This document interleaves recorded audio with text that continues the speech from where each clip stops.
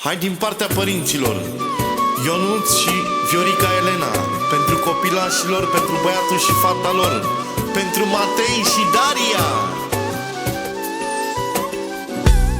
Ce bine mi-e lângă ei, Doamne, lângă copiii mei. Matei al meu e viața mea și Daria-i tot așa. Eu îi iubesc de nu mai pot, pentru ei intru și-n foc. Doi munci să merg pe burtă, le fac viața fericită. Băiatul meu, fetița mea, Matei al meu și Daria.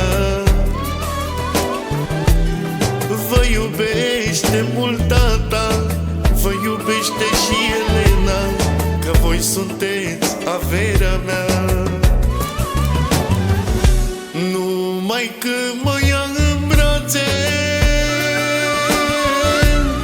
bine la inimă-mi face. Viața și inima mea s-audă toată lumea, Matei al meu și Daria. Cele mai frumoase cuvinte din partea mea, Sorin Poche, pentru Ionuț și Elena și pentru copilașilor, pentru Matei și Daria.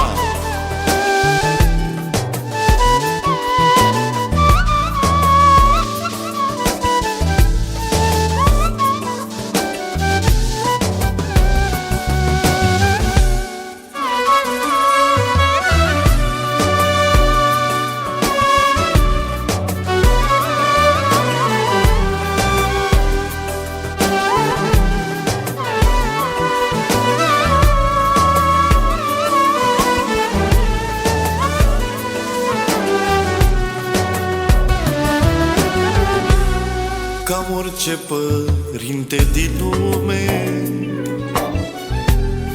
vreau lui Matei să-i fie bine, să-i fie bine lui Daria. Averile din casa mea,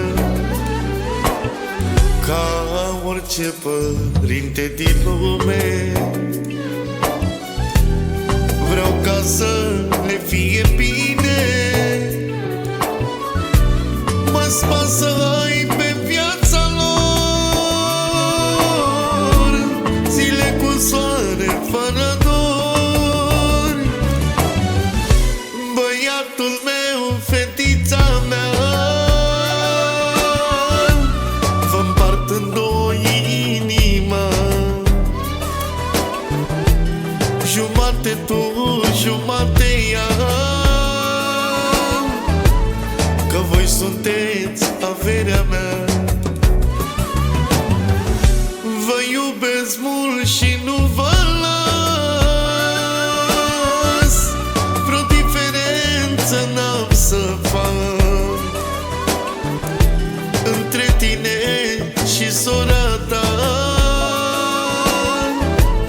Nu am să fac toată viața